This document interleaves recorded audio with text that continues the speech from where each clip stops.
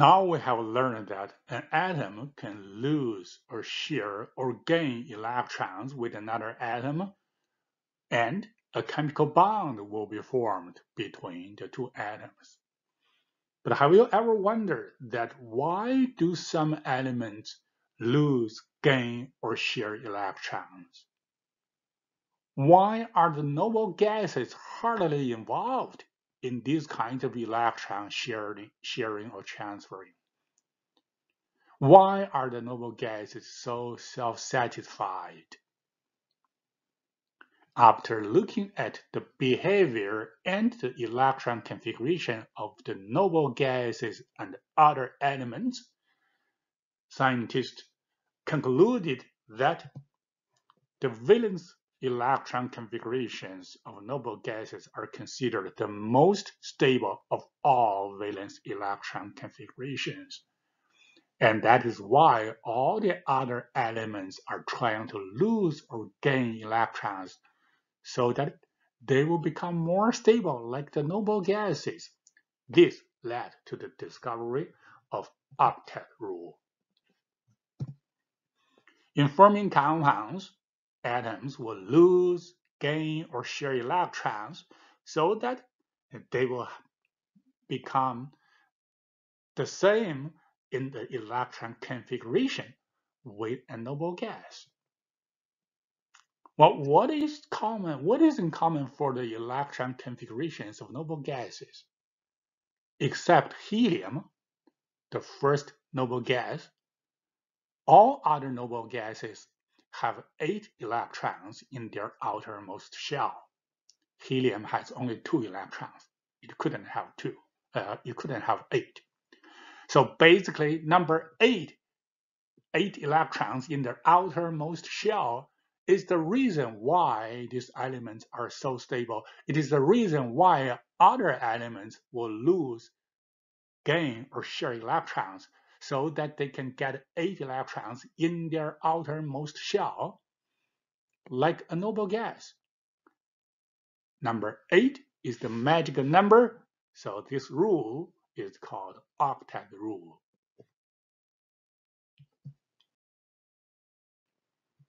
Ion. We have already introduced the definition of ion. Charged atoms are called ions. Okay, here it also talks about the group of atoms. Again, the groups of atoms, we will ignore this at this moment. We're going to cover this at the end of the chapter. So charged atoms are called ions. When an atom gains electrons, electrons are negatively charged. So when an atom gains electrons, it will become negatively charged. The question mark here should be the word negatively. And if an atom loses electrons, it will become positively charged. Depending on how many electrons an atom will lose or gain, the charge can be plus 1, 2, 3 or negative 1, 2, 3. How do we write ions? Overall, you put the charge of the ion on the upper right of the elemental symbol. Couple of things we need to pay attention to. Number 1, if the charge is 1, you do not write the number 1. You put a sign only, be it positive or negative. If you don't see a number, that means the charge amount is 1 plus, it's 1 plus, minus is 1 minus. If the charge is more than 1, you put a number before the positive or negative sign. Let's say magnesium 2 plus, okay, aluminum 3 plus, nitrogen 3 negative, oxygen 2 negative. You do not put the sign in front of the number, but numbers first. What if I do? Can I just write magnesium plus 2? No, you can't. That is incorrect in writing an ion.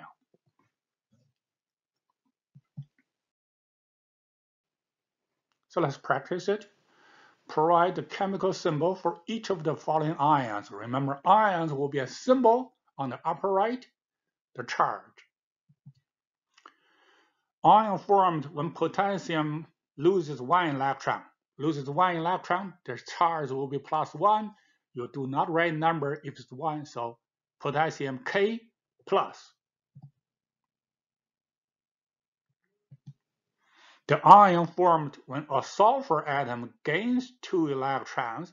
Sulfur is S, upper right, the charge gains 2 electrons, 2 negative.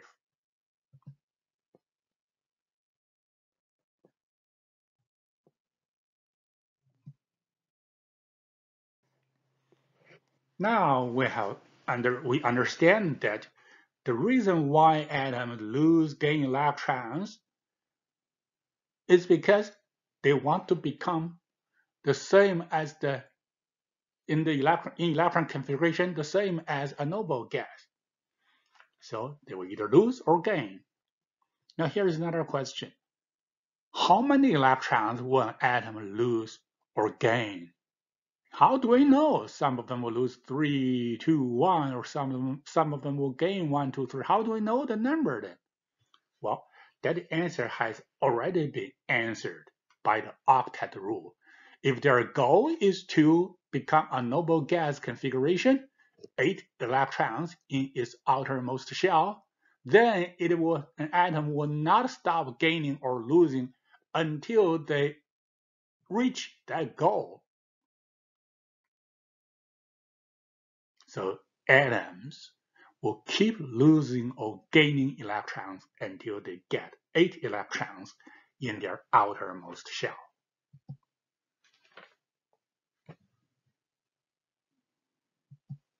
For example, potassium. Potassium is element number 19. It has 19 electrons. This is the electron configuration of potassium atom. The closest noble gas to the potassium element will be the argon, which has 18 electrons. 8 electrons in their outermost shell. All right, clearly, if the potassium loses the 4s, the rest, the 1 electron in the 4s, the rest will be the same as the argon electron configuration. So potassium will lose 1 electron to become potassium ion, which has the electron configuration of the noble gas. Potassium is element number 19, argon is 18, so potassium has 1 more electron than argon. In periodic table, it is the next element after argon. It loses 1 electron, becomes the same electron configuration of argon. If that's the case, what about calcium? How many electrons will calcium gain or lose? Well, calcium is element number 20. It has 20 electrons, which is 2 more than argon. So as a result, so if you look at the electron configuration of calcium, it will be almost identical up to argon, up to the 18 part, 3s, 3p6, and it has 2 more in 4s1, which is 1 more electron than potassium. So some people represent the electron configuration of calcium like this. They'll write argon here and it says, okay, after that, there are 2 electrons in 4s. In the case of potassium, they may write its electron configuration as argon. Then there's 1 more electron in the 4s. Okay, if that's the case, if we understand that, we will know calcium will lose 2 electrons to become argon electron configuration.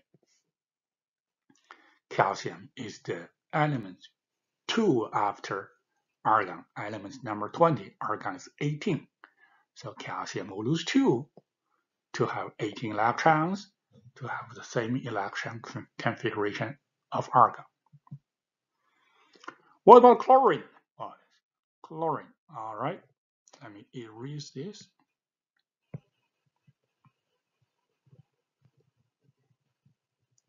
Chlorine almost its electron configuration is almost identical to argon, but it is missing one on the 3p. Argon 6 in 3p, but chlorine is 5 in 3p. Chlorine has 7 electrons in its outermost shell. It's element 17, the one right before argon in periodic table. It needs one more electron to become argon. Therefore, chlorine is going to gain 1 electron instead of losing electrons.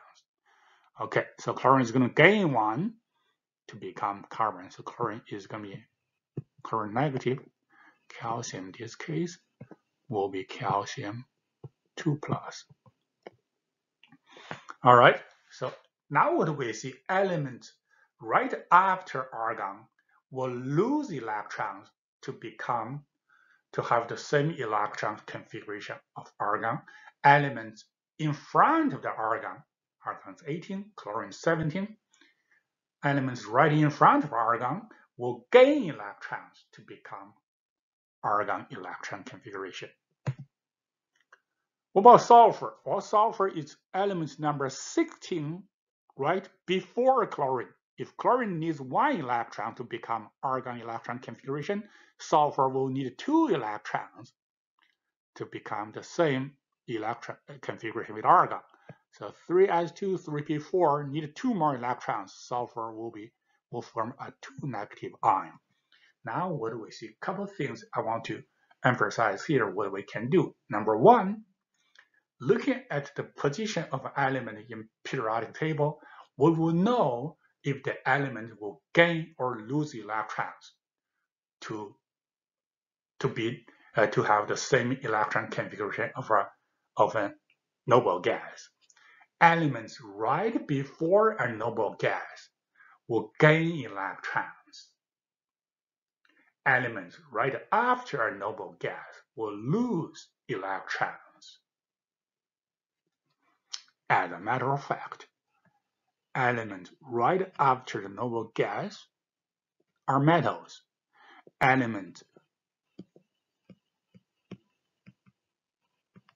Elements right before noble gas, they are nonmetals.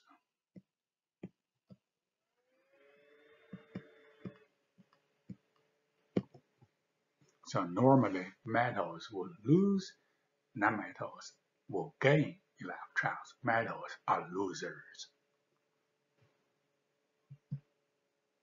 What about sodium, magnesium, aluminum? Sodium is number 11, magnesium is number 12 element, aluminum is element number 13. They're all metals. They will lose. Let's look at what is the noble gas that is closest to these 3 elements. That will be element number 10, which is neon. Neon is 1s2, 2s2, 2p6, 10 electrons. If sodium has 11 electrons, sodium will lose 1 to become neon, 10 electrons, neon electron configuration. So sodium will lose 1 electron so that it will have same electron configuration of neon. Magnesium will lose 2 electrons, aluminum will lose 3 electrons. As a matter of fact, there's another way we can look at this. Sodium is in column 1A. Column 1A will all lose 1 electron. Now we understand why. 1 electron make them back 1 point on the periodic table to become an electron configuration, the same as a noble gas. Magnesium is in column 2A, 2 spots after noble gas, and elements in 2A will lose 2 electrons. Aluminum is in 3A, 3A metals will lose 3 electrons. What about fluorine, oxygen? Fluorine is number 9, oxygen is number 10. They are the elements right before neon, which is, no. Fluorine number 9, oxygen is number 8. They are the elements right before neon number 10. So in order to get 10 electrons, fluorine has to gain 1. So fluorine will become 1 negative charge, will carry 1 negative charge. Oxygen will need 2 electrons to have the same electron configuration of neon. So oxygen usually will carry a 2 negative charge.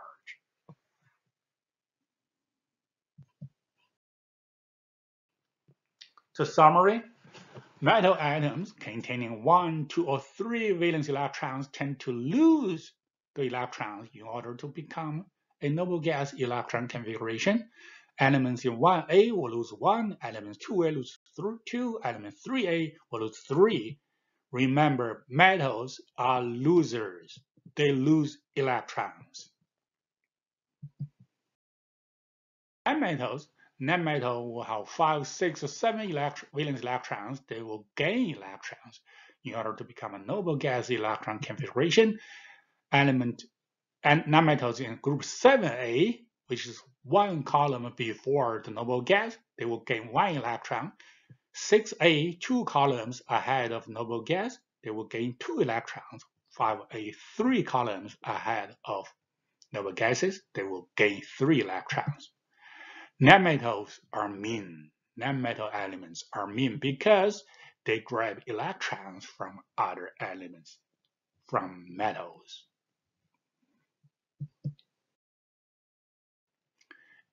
Elements in group 4A, as you can see in the summary, number 1, number 2, we didn't talk about 4A. Well, 4A elements is in a unique position in periodic table.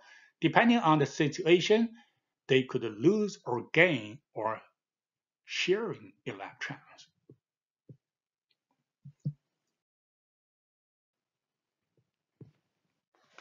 Isoelectronic species. What is this? Well, remember what we just discussed? We talked about sodium, magnesium, aluminum, they will lose electrons.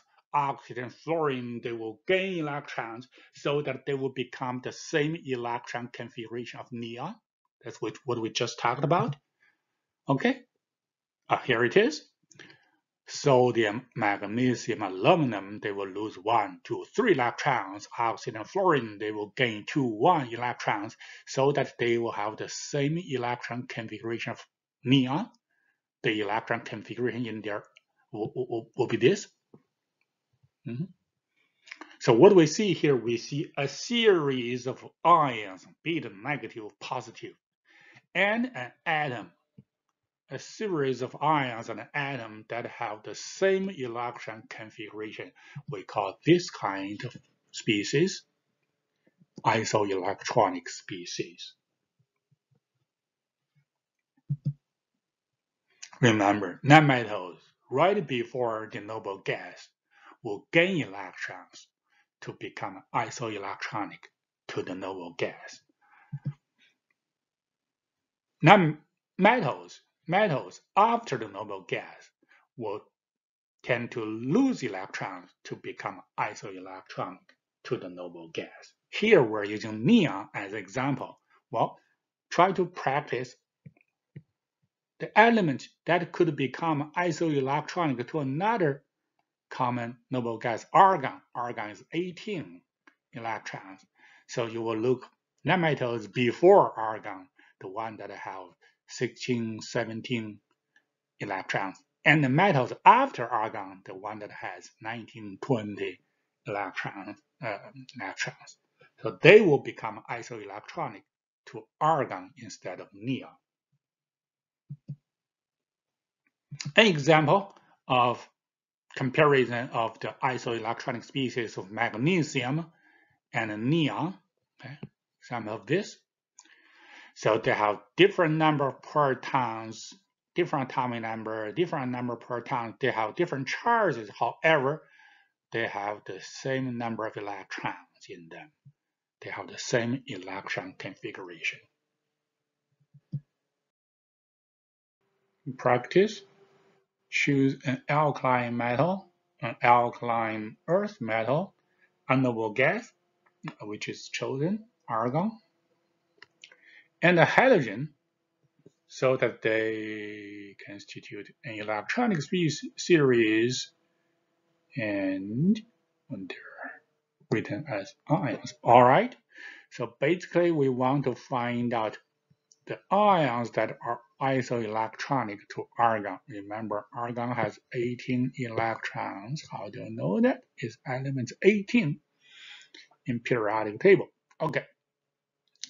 Now, the alkaline metal.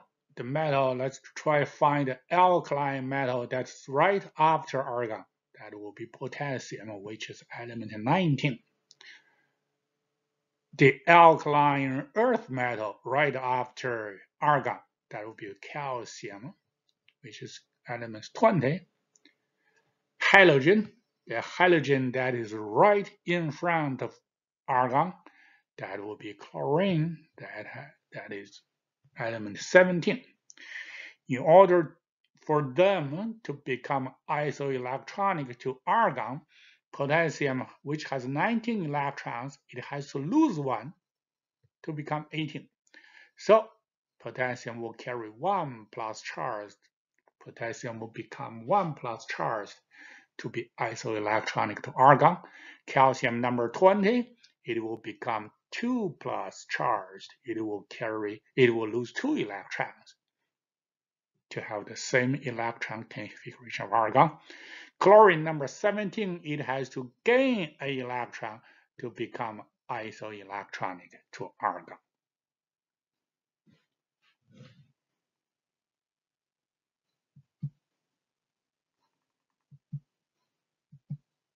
All right, try to answer these questions.